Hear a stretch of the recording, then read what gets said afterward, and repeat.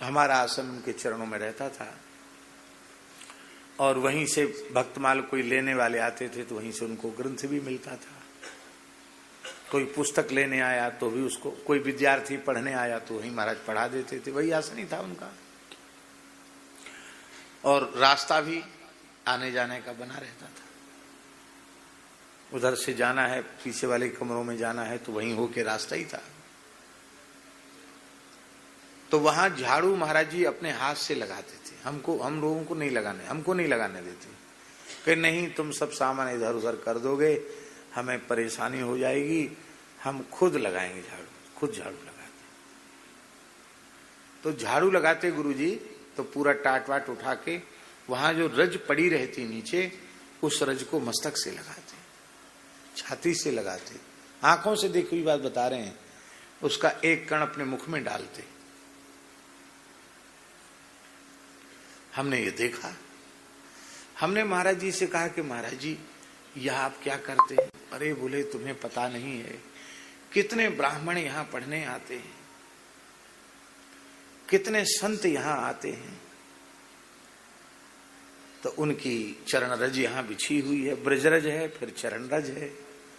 तो अंघ्री अंबुज पांसु को जन्म जन्म हो जाती हो, नाभाजी ने कहा है भगवान के भक्त की चरण रज। तो हमने कहा महाराज जी यहाँ तो गृहस्थ भक्त भक्तमाल पुस्तक लेने भी खरीदने भी आते हैं।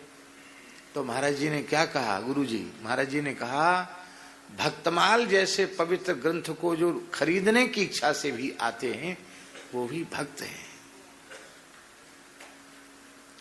तब समझ में आया कि हमको झाड़ू क्यों नहीं लगाने देते हैं, क्योंकि उनका जैसा भाव ये भक्तों की, संतों की, प्रेमियों की चरण रज है। भक्तमाल लेने आए वो भी भक्त हैं।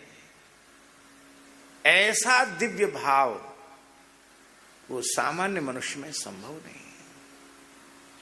परम श्रद्धेय पूज्य पंडित श्री गया प्रसाद जी महाराज गिरिराज जी वाले बाबा सरकार गिरिराज जी की तरहटी में झाड़ू लगाते थे।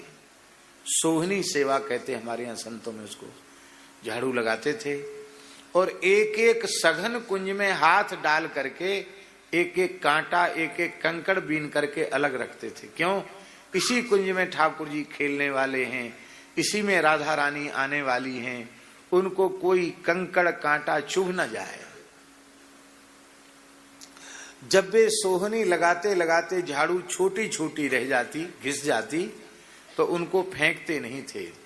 उनको लाकर अपने कक्ष में एक चौकी पर वस्त्र बांध करके उस पर विराजमान करते थे। इन्होंने गिरिराज जी की तरहटी में कुंज की सेवा की है, ये नीचे नहीं। और नित्य नियम के बाद उनको सिर रखकर प्रणाम करते थे। जब वे कुछ 5-10 की संख्या में इकट्ठी हो जाती थी तब उनको सिर पे रख के ले जाते थे और गिरिराज जी की तरहटी में रज खोद करके उनको समाधिस्थ कर देते थे। इन्होंने गिरिराज जी की रज की सेवा, कुंज की सेवा की है। इन पर किसी मनुष्य का पैर न पड़ जाए। अब केवल बौद्धिक स्तर से देखा जाए तो इस क्रिया का क्या महत्व है? कोई महत्व नहीं है। लेकिन भावना के स्तर पर देखा जाए तो कितनी उच्च कोटि की भावना है कि जड़ पदार्थ में भी जड़ की बुद्धि नहीं है। ये भगवत कुंज की सेवा करने वाली ये भगवान की पार्षद है। ऐसी दिव्य बुद्धि। भावना का एक और उदाहरण हम आपको देते हैं। अयोध्या में एक महापुरुष थे जिनका नाम तो था श्री राम सुंदर दास जी महाराज, पर पूरी अयोध्या जी में बूढ़े रामायणी जी के नाम से वे प्रसिद्ध थे। भगवत साक्षात्कार संपन्न महात्मा थे। उनकी परम धाम जाने की जो लीला है, उस लीला में उनके परम धाम गमन का अनुभव पूज्य गोकुल भवन वाले परमहंसी महाराज ने किया। ऐसे दिव्य संत थे। बोले स्वयं सीताराम जी उनको लेने आए थे अपने धाम में ले जाने के। बड़े सरल थे रामायणी जी, श्री राम सुंदर दास जी। रामायण पढ़ाते थे, भक्तमाल भी पढ़ाते थे। कोई भागवत जी पढ़ने वाले हमें तो भागवत जी भी पढ़ाते, विद्वान थे। बड़े सरल थे। और श्री मणिराम छावनी में ठाकुर जी की सेवा के लिए सरयू जी से कलश मांझ करके, छान करके, सिर पर रख करके जल भर के लाते थे श्री ठाकुर जी की सेवा के लिए। अयोध्या के प्रसिद्ध महापुरुष हो गए तो भी वो जल लाते रहे। बोले ये भगवान की सेवा हम नहीं छोड़ेंगे। अब कलश तो कलश वो पुराना हो गया, कहीं छिद्र हो गया, टूट फूट गया तो उसमें से पानी टपकता, तो कुछ पानी झर जाता। वृद्ध शरीर था, एक हाथ में लकुट, सिर पे कलश लेकर के आते तो शरीर भी उनका भीग जाता। तो लोगों ने कहा कि भाई इस कलश को तो अब बेच दो, नया कलश आना चाहिए, फूटा पात्र भगवान की सेवा में उपयुक्त नहीं है, नया पात्र आना चाहिए। तो उस समय जो छावनी में महाराज जी विराजमान थे, उन्होंने रामायणी जी से कहा कि अब इसको बदल देना चाहिए, ये तो पुराना हो गया। तो बड़े दुखी हो गए। बोले भाई देखो, अब हम भी बूढ़े पुराने हो गए, टूट फूट गए, तो हमको भी बदल दोगे? हैं? ये पुराना हो गया तो इसको बदल दो, हम पुराने हो गए तो हमको बदल दो। जब से इस कलश को बदलने की बात हो रही है, तब से ये कलश रो रहा है कि हमारी भगवान की सेवा छूट जाएगी। आप लोग क्या करोगे इस कलश का? बोले इसको फैजाबाद जाकर के बाजार में बेच देंगे, अब कुछ और पैसा लगा करके नया कलश ले आवेंगे। तब उन्होंने कहा, जिस कलश ने इतने समय तक भगवान श्री जानकी नाथ जी की, धनुषधारी भगवान की सेवा की, वह बिके, फिर हथौड़ों की चोट खावे, फिर उसको पिघलाया जाए, फिर उसका दूसरा कोई बर्तन बने, फिर पता नहीं किस म्लेच्छ के घर में वो जाए। क्या भगवान की सेवा करने वाले कलश की यही दशा होनी चाहिए? इसको बेचना नहीं चाहिए। महाराज नया कलश आया, अब पुराने कलश का क्या हो?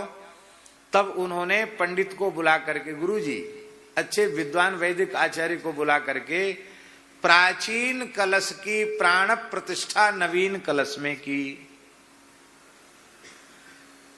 पुराना जो कलश था उसका जो चेतन था, उस चेतन की प्रतिष्ठा दूसरे नए बाजार से लाए गए कलश में की, और फिर उस कलश में भगवान का प्रसादी तुलसी पुष्प भर करके, निर्माल्य भर करके, सिर पे रख के कीर्तन करते हुए सरयू जी ले गए। जैसे किसी महात्मा का शरीर पूरा हो जाता है, उसकी अंतिम यात्रा निकालते हैं, ऐसे ही कलश को लेकर रामायणी जी गए और सरयू जी की बालू बोरा में भर करके कलश महाराज की जल समाधि हुई। इतना ही नहीं, इसके बाद सबने थोड़ा थोड़ा, साधुओं ने पैसा इकट्ठा किया और उसका भंडारा भी हुआ। बोलो भक्त वत्सल भगवान की। अब बौद्धिक स्तर पर देखा जाए तो ये सब क्या है? कुछ नहीं है। लेकिन भावना के स्तर पर देखा जाए तो उनका अंतःकरण कैसा है, इसका विचार करना चाहिए। जड़ता हमारी बुद्धि में है, बाकी सर्वत्र चैतन्य ही चैतन्य है, जड़ कहीं कुछ नहीं है। हमारी बुद्धि में जड़ता है, सब जगह चैतन्य है। इसलिए भावुक और रसिक, और भैया ये भावुकता और रसिकता किसी पुस्तक को पढ़ने से प्राप्त नहीं होती है, कोई कठोर जब तप साधन करने से भी नहीं मिलती है। हमारा ऐसा मानना है कि ये भावुकता, रसिकता, रसिक भावुक महापुरुषों का संग करने से प्राप्त होती है। जो भगवान के प्रेमी अनुरागी भक्त रसिक हैं, भावुक हैं, ऐसे संतों का संग करो तो अपने आप आपके जीवन में रस आ जाएगा, आपके जीवन में भाव आ जाएगा।